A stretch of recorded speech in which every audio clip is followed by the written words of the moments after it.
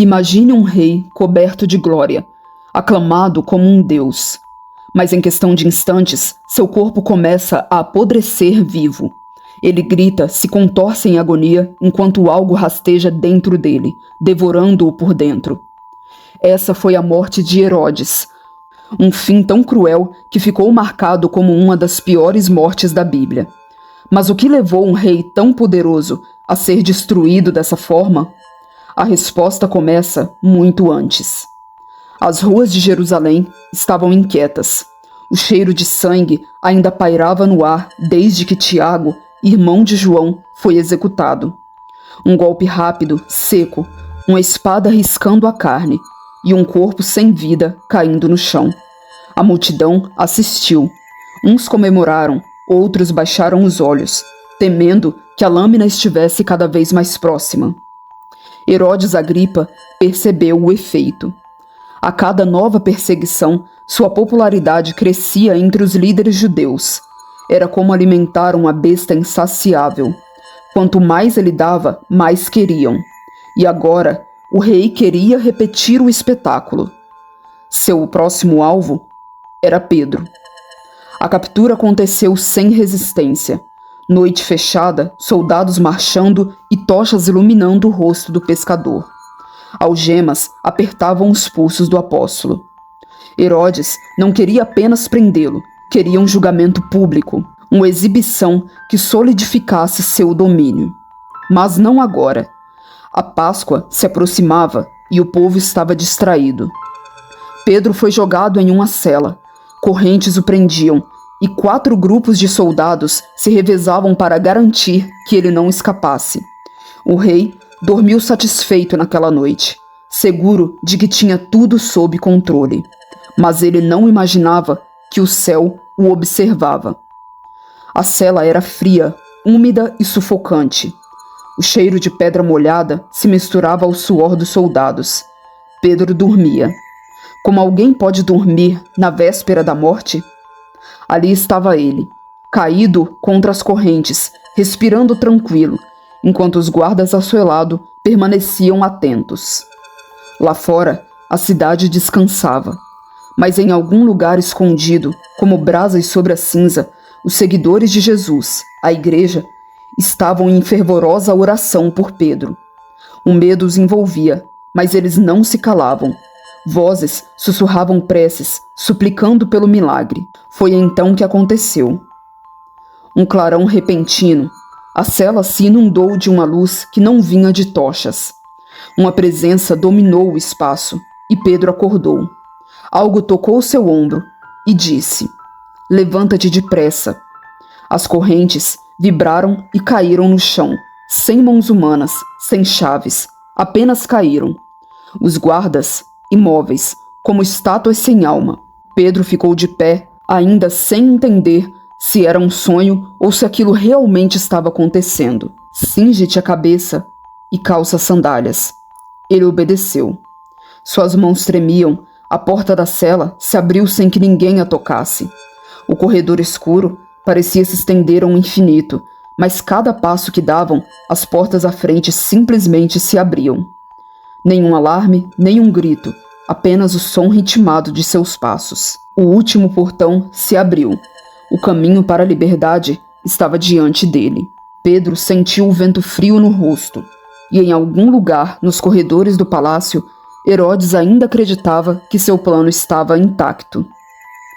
O primeiro a perceber foi o guarda à esquerda. O homem acordou de salto, sentindo o vazio ao seu lado. Seu coração disparou.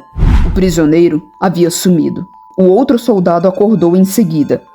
E então, o pavor tomou conta da cela. Portas ainda trancadas, correntes caídas no chão, sem nenhum sinal de arrombamento. Quando a notícia chegou ao palácio, Herodes se levantou num ímpeto. O rei não era um homem paciente, muito menos misericordioso. Seus olhos faiscavam, sua mandíbula estava travada. Um prisioneiro escapar de suas mãos era uma afronta, um insulto. Os guardas foram trazidos diante do perverso rei. Como? Ninguém tinha resposta. O silêncio os condenou. Um rei não pode parecer fraco, E quando não se pode punir o culpado, pune-se alguém. E a sentença foi rápida. Os corpos dos soldados foram levados. A ira de Herodes, no entanto, não passou. Como um fogo que não encontra onde consumir, ela se voltou para outro lugar. No norte, as cidades de Tiro e Sidom aguardavam por uma resposta. E agora, o rei estava disposto a lhes mostrar exatamente quem estava no comando. A ira de Herodes não conhecia limites. Seu olhar se voltou para Tiro e Sidom, cidades que dependiam do suprimento de trigo da Judéia. O rei não precisava de motivos, apenas de um alvo. E agora sua mão pesava sobre elas.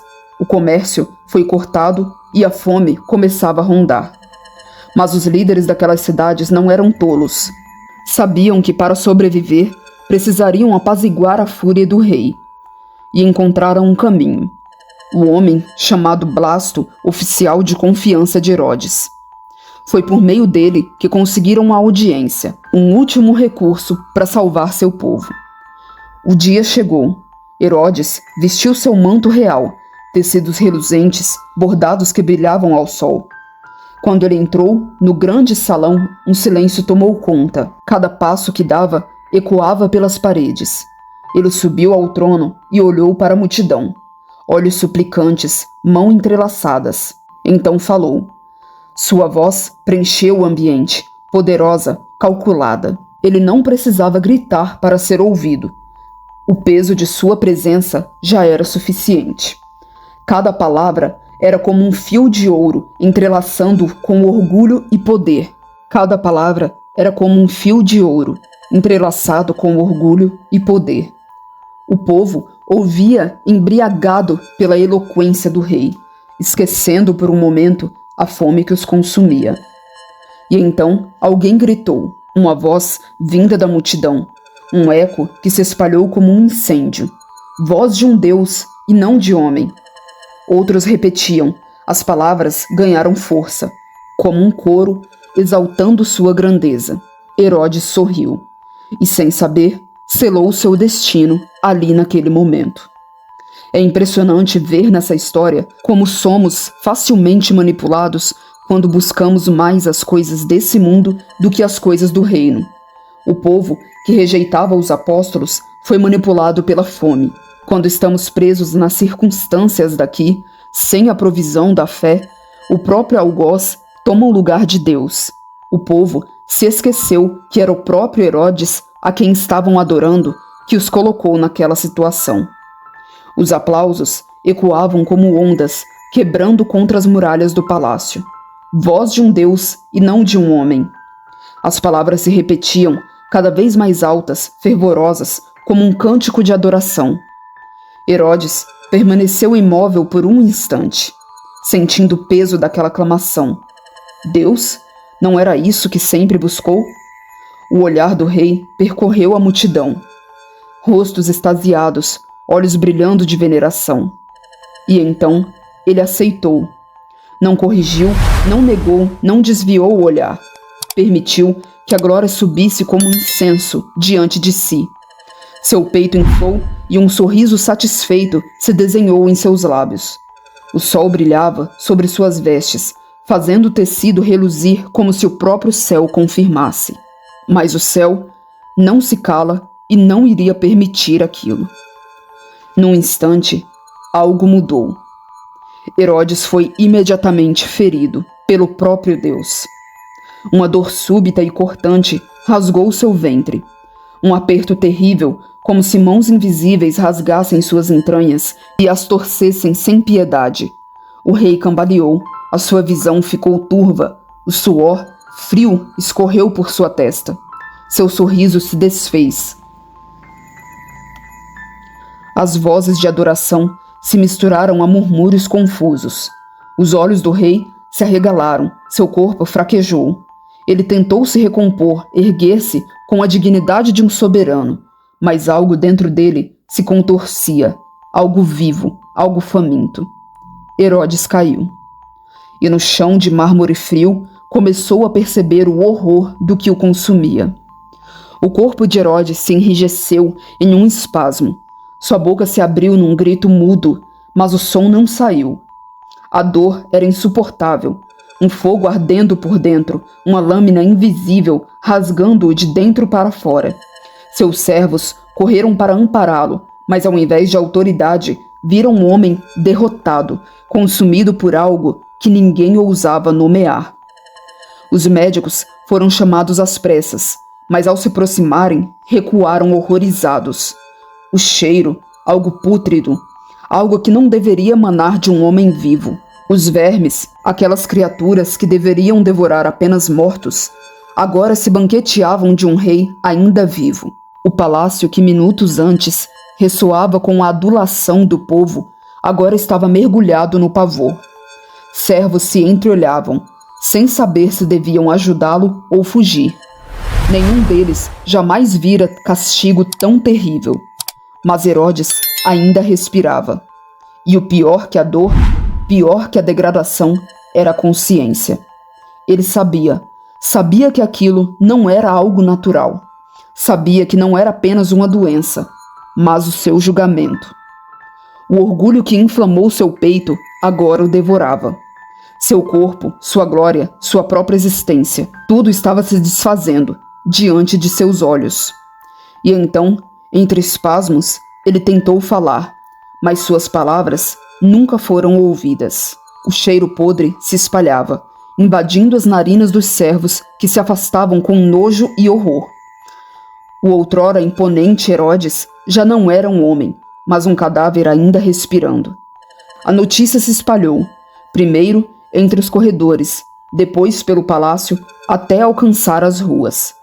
O povo que horas antes o adorava como um deus, agora murmurava seu nome com desprezo e temor. Aquele que esmagara seus inimigos, que mandara matar e prender, que julgara poder decidir entre a vida e a morte, agora não conseguia salvar nem a si mesmo.